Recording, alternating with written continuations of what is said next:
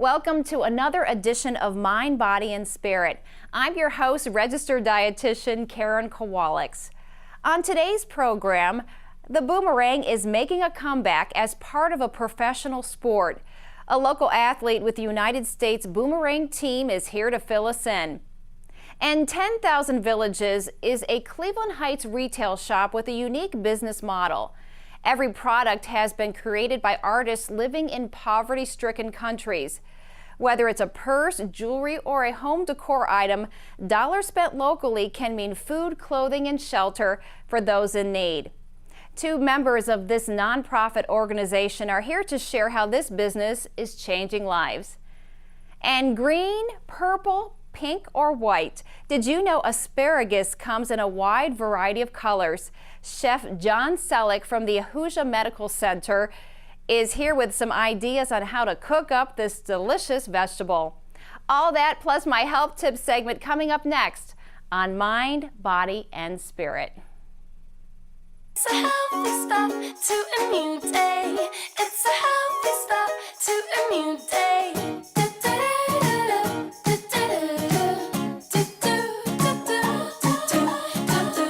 It's a healthy start to a new day. It's a healthy start to a new day. From soups to quiches to eating it raw, asparagus is one of the most versatile vegetables around.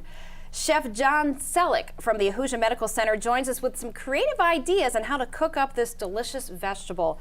How are you doing? Welcome to the program. Thanks for having me. First thing I have to ask you about is this display of asparagus here. I didn't know that it came in all these different colors. The purple is becoming really popular now. I think everyone has seen the green asparagus is pretty standard, and white asparagus has been on the fancier menus in the past. And like I said, purple asparagus is a variety of asparagus that's becoming more and more popular. So these two are a variety, and these two are, we have the white asparagus and we also have pink asparagus, is a result of how it's cultivated. And that's by taking the green asparagus and growing it in the dark. Really? And you get white, yeah, so you cease photosynthesis and no chlorophyll develops and you have white asparagus. And then if you take the purple asparagus, grow it in the dark, you end up with pink asparagus. So no light whatsoever? No light. So in the old days, nowadays we grow in the dark. And in the old days, as it would grow, they would keep pushing dirt over it to, so it doesn't get any sunlight. Nowadays, farmers are just kind of growing in pitch dark, like tents, sort of, and just prohibit sunlight, and then you end up with a nice white asparagus or pink asparagus. Now, is there any difference in taste between these different? Subtle flavors. I mean, at the end of the day, it still tastes like asparagus. There's a subtle sweetness I find in the white asparagus compared to the green. I think the green is probably your most assertive flavored asparagus.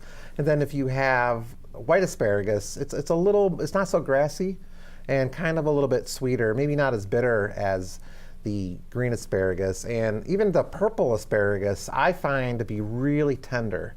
This is perfect for eating raw. It's full of antioxidants. You know about eating a rainbow in dark green vegetables and in dark purple vegetables. So the purple asparagus has more antioxidants, so it's probably the healthiest of all the asparagus. I find it to be less fibrous and a little more sweeter. So when eating raw, this is probably your number one choice to go to. And I also like to shave the asparagus, with a peeler to make a little salad. And you can squeeze a little lemon juice and just a dash of good extra virgin olive oil and maybe some sea salt. And that's a great way to eat raw asparagus. And probably one of the healthiest way to keep all the vitamins intact. Because blanched asparagus in boiling water is really good, but you sort of lose some of the nutrients in cooking. I think I know for myself, blanching is not my best skill. You get scared? What's the technique? Because personally, when I'm making like a vegetable tray, I love the blanched asparagus that's blanched and chilled.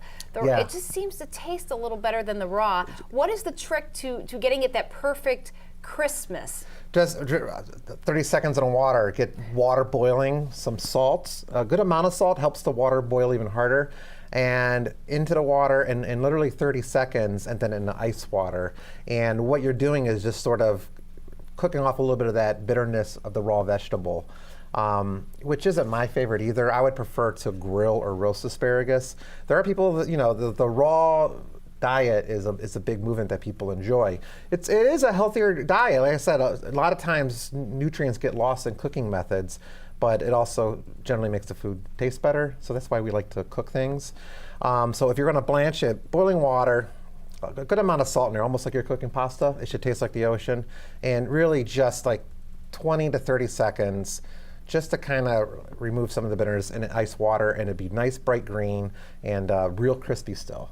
I'll have to experiment in the kitchen with that. Now some people like really soft vegetables, and that's that's not wrong. I mean, my mom, and she's older, she likes vegetables softer, where I like them crisper. So it's really personal taste. It's not really wrong. It's just how you like it. Now you mentioned grilling. What type of marinades work well with asparagus? I think the best one, my go-to, is just olive oil and balsamic vinegar.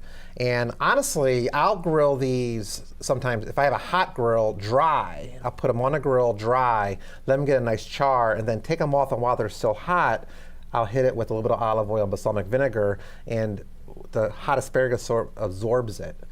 When grilling, if you have olive oil, sometimes you get those flare-ups, and it throws like an off flavor. So I'll just go on dry roast, take it off, and then hit it with the marinade at the end, let it absorb it, and then we'll finish it with some sea salt and fresh cracked pepper. Lemon juice is also really good. Very, very simple. People maybe not, they don't think it's that very fancy because it's so simple, but it's actually delicious. It tastes amazing. And the one nice thing is, well, before you add the olive oil, the calories, I was looking up the nutrition information for a half a cup of asparagus, 20 calories. It's nothing. Right. It's a dieter's dream, and 1.8 grams of fiber and actually 2 grams of protein, which I was surprised. A lot of good vitamins and minerals. What's the most unique way people are using asparagus, when you're seeing in your line of work? You know, this is my favorite thing about asparagus is it's definitely springtime. It's a very seasonal vegetable, at least when getting things locally. So to me, it's like the end of winter. You know it's not going to snow no more when you get asparagus on the menu. People are doing things like, they're shaving them real thin and using the asparagus itself as like a pasta dish. Like, especially with the low carb thing. So they'll, like I said, take a peeler and they'll shave it thin, and it'll look like fettuccine strands, and just cook it really lightly with other stuff, and they'll use that as the pasta, and and less carbs in your diet. Like you mentioned earlier, quiches and omelets. Asparagus goes great with omelets and eggs. My favorite way is grilled and roasted. Very simple. It's just my favorite way. People, when I put them on menus at Ahuja, we put in our cafeteria every now and then, they go, we can't even keep up when we have grilled asparagus. How do they handle like the green or white? The purple or white? Do people say, what is that? They get very excited because, like they said, I've never seen white or pink asparagus. Now the thing with purple asparagus, I don't know if you know, any purple vegetable, peppers, there's even purple okra, once you cook it, it turns green. So this will turn a dark green. So I'll often grill this one side, and one side will turn dark green, but I'll keep the purple. So it's sort of a semi-cooked, because you want to show off how beautiful it is. But people get really excited, and because they didn't realize, because this isn't available at Giant Eagle all the time. No, you have it's to, just in season. Know somebody. It's right just in now season. For a couple years, for a couple months, weeks. not a couple weeks. Maybe a little, almost 2 months. And you can get it year round.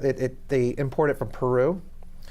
So you can get it year round, but the local asparagus, if you look at the local asparagus, it's just full of flavor, because when they're shipping from Peru, who knows how long it takes to get here. Right, so it's a little bit of a distance. It's a little bit of distance. They're probably picking it when it's really green, or when it's ripe, and by the time you get here, there's a little age to it. It's not as crisp.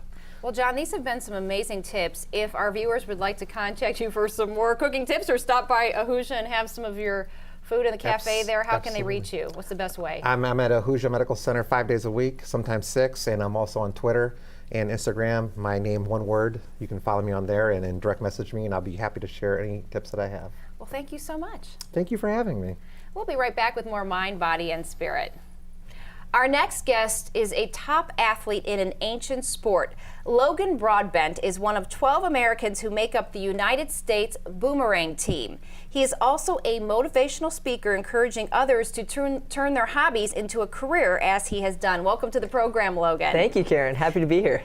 I never heard of this sport before we connected. How long has it been around? How did it originate? You know, it's funny, I get that a lot. A lot of people haven't heard of boomerangs as a sport, at least in the United States. We're so distracted with football, baseball, basketball, soccer, and everything else. But it really has been an underground sport for quite a long time. It became popular in the United States back in probably the 1960s. And the Smithsonian Institute actually helped nurture the sport. They had boomerang making sessions and throwing sessions there in D.C.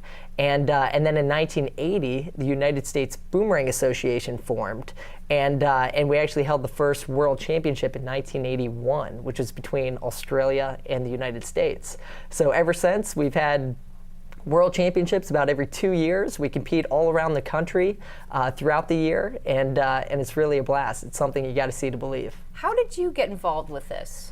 You know, my dad actually was a boomerang competitor for years. He fell in love with the boomerang and became involved in the United States Boomerang Association. So I, unlike most throwers, grew up throwing and catching boomerangs. I tell people I was throwing boomerangs before I could walk. And so it's been a passion of mine, it's been a love of mine ever since I was born. I guess you were born to do this. Exactly, I didn't have a choice. So let's talk about the actual boomerangs. Can you show me how it works? Yeah, absolutely. So obviously we have a lot of competition boomerangs here that you can see next to me. Most boomerangs we throw now have 3 wings instead of just the traditional 2-wing boomerang that most people think of. But I actually brought a roomerang here today to show you how to throw and catch, and I want you to try this too, okay? So what you're gonna do is you're gonna make a fist. Okay. You're gonna pinch the boomerang with your thumb. Okay. And the boomerang's gonna be thrown straight up and down, nice and vertical. And if you throw it right, it'll curve out and around and come right back. Okay. Just like that. Go ahead, let's give it a shot. I do not believe I can Let's see replicate it. this. Don't expect it to come back. Oh, well, not bad, not It's getting bad. close. Here, try this one. Okay. You sure you want me to do this Let's see again? it. Okay, so. Straight up and down. Nice, not bad. All right. So straight up and down, straight out, and there it is, right on your shoulder. Now, do you foresee this as an Olympic sport? You know, we do have ambitions of becoming an Olympic sport. We certainly have enough countries that participate around the world to make it an Olympic sport. The one thing that the Olympics requires is standardized equipment, but as boomerang throwers, we actually make most of our own boomerangs that we use in competition. So there's really nothing standardized about it. You have to be an inventor, a scientist, a craftsman in order to create great working boomerangs that you can use in competition. Now, what does the competition involve? Is it a team sport, individual? Good question. So there's both team and individual competitions, and each, as an individual, you compete in several different events. So there are actually 6 main events in a general tournament, and then there's also another event called distance, which is sometimes competed. But in most events, we do anything. Each event is made to do. Let me just try that again. Each event is made to do something different. It's made to test a different skill. So there's fast catch, where you're throwing and catching as quickly as possible. You have to throw and catch within a 4-meter circle, and the boomerang has to travel 20 meters. There's endurance, which is 5 minutes of fast catch. There's trick catch, where we're actually throwing 2 boomerangs at once, and we're catching behind the back, under the legs, with our feet.